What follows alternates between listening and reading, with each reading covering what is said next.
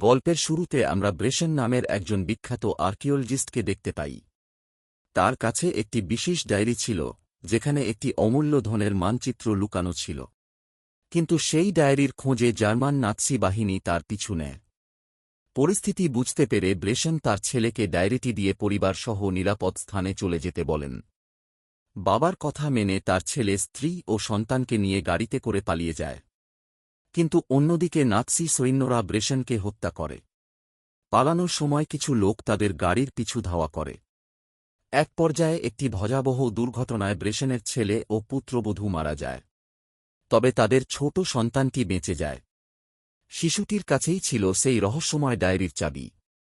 এরপর এক রহস্যময় ব্যক্তি শিশুটির কাছে আসে। অন্যদিকে দেখা যায়, শত্রুদের হাত থেকে বাঁচানোর জন্য ব্রেশনের ডায়েরিটি রাস্তার পাশে পড়ে আছে। বহু বছর পর গল্প বর্তমান সময়ে চলে আসে। শহরে সবাই স্বাভাবিক জীবনযাপন করছিল। ঠিক তখনই খবর ছড়িয়ে পড়ে যে বিশ্বের বিখ্যাত চোর লুপিন সেই রহস্যময় ডায়েরিটি চুরি করতে চায়। ফলে পুলিশ ও কর্তৃপক্ষ ডায়েরিটির নিরাপত্তা আরও জোরদার করে। একজন অফিসার যখন ডায়েরিটি নিরাপদে সংরক্ষণ করতে যাচ্ছিলেন, তখন লেটেশিয়া নামের এক তরুণী তাকে থামিয়ে দেয়। কারণ সে বুঝতে পারে যে অফিসারটি আসলে ভুয়া। এদিকে ইন্টারপোল অফিসার জেনিগাটা তার বাহিনী নিয়ে লুপিনকে ধরতে সেখানে উপস্থিত হয়। বহু বছর ধরেই সে লুপিনকে ধরার চেষ্টা করে আসছিল। ঠিক সেই সময় ফুজিকো নামের এক নারী লুপিনের কাছ থেকে ডায়েরিটি চুরি করে হেলিকপ্টারে পালিয়ে যায়। ফলে পরিস্থিতি আরও জটিল হয়ে ওঠে। লেটেশিয়ার দাদু বিষয়টি জানতে পেরে ক্ষুব্ধ হয়ে ওঠেন, কারণ তিনিও ডায়েরিটি নিজের হাতে পেতে চান। এরপর পরিচয় হয় গেরার্ড এবং প্রফেসর লেমবাটের সঙ্গে।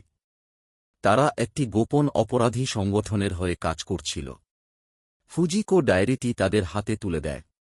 ডায়েরি পেয়ে তারা খুব খুশি হয়। কিন্তু ডায়েরিটি খোলার চেষ্টা করেও ব্যর্থ হয়। তখন তারা বুঝতে পারে, ফুজিকো ডায়েরির সঙ্গে একটি ট্রান্সমিটার লাগিয়ে দিয়েছিল, যার মাধ্যমে সে তাদের অবস্থান অনুসরণ করতে পারছে।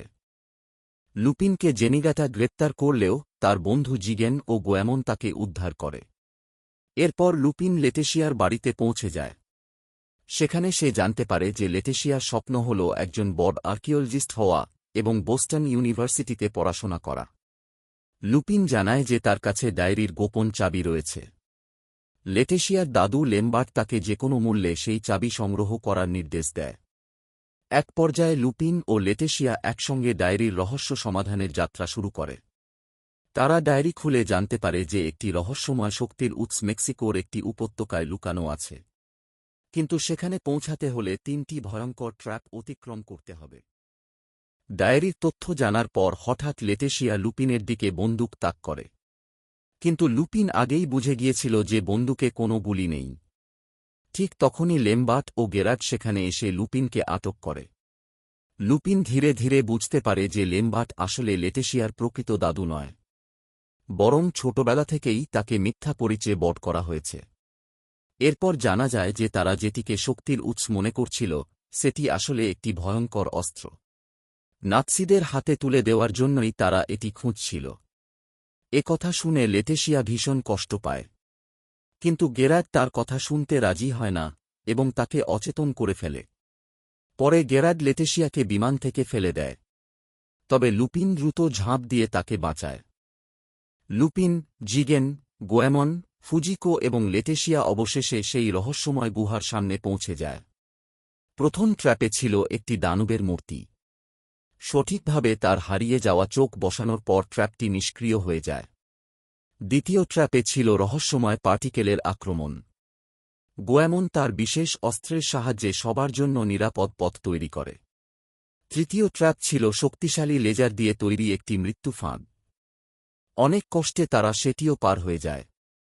অবশেষে তারা সেই কিংবদন্তির অস্ত্রের সামনে পৌঁছে যায়। কিন্তু ঠিক তখনই লেমবার্ট ও গেরার্ড সেখানে হাজির হয়। আসলে তারা শুরু থেকেই লুপিনকে ব্যবহার করছিল ট্র্যাপগুলো নিষ্ক্রিয় করার জন্য। লেমবার্ট ডায়েরির সাহায্যে অস্ত্রটি সক্রিয় করে। তখন জানা যায় অস্ত্রটির সবচেয়ে ভয়ঙ্কর ক্ষমতা হল ব্ল্যাক হোল তৈরি করা। এটি আশেপাশের সবকিছু নিজের মধ্যে টেনে নিতে পারে।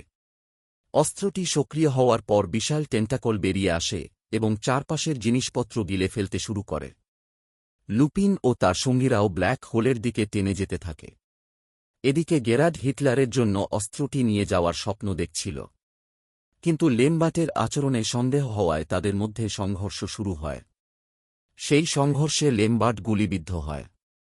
মৃত্যুর আগে সে লেটেশিয়ার কাছে ক্ষমা চেয়ে বলে যে সে সবসময় তাকে নিজের নাতনির মতো ভালোবেসেছে। গেরার্ড একটি বার্তা পায় যে হিটলার তার কাজ দেখে খুশি এবং তার সঙ্গে দেখা করতে চান। গেরার্ড অস্ত্র নিয়ে সেখানে পৌঁছালে সামনে হিটলারকে দেখতে পায়।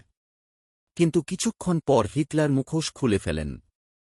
তখন প্রকাশ পায় তিনি আসলে লুপিন। লুপিন পুরো পরিকল্পনাটি সাজিয়েছিল গেরার্ডকে ফাঁদে ফেলার জন্য। এতে গেরার্ড প্রচণ্ড রেগে যায় এবং লুপিনের সঙ্গে শেষ লড়াই শুরু হয়। এই সময় লুপিন অস্ত্রটিকে আবার সক্রিয় করে এবং শিপের ভেতরে ব্ল্যাক হোল তৈরি হয়। পুরো শিপ ধ্বংস হতে শুরু করে। সবাই মনে করে লুপিন মারা গেছে, কিন্তু শেষ মুহূর্তে সে বেঁচে যায়। সবকিছু শেষ হওয়ার পর লেটেশিয়া জানায় যে তার আর কোথাও যাওয়ার জায়গা নেই। তখন লুপিন তাকে একটি চমক দেয়। সে আগে থেকেই লেটেশিয়ার জন্য বোস্টন ইউনিভার্সিটিতে আবেদন করেছিল এবং তার হাতে অ্যাডমিশন লেটার তুলে দেয়। নিজের স্বপ্ন পূরণের সুযোগ পেয়ে লেটেশিয়া আনন্দে ভরে ওঠে। লুপিন ও তার বন্ধুরা নতুন অভিযানের উদ্দেশ্যে রওনা দেয়।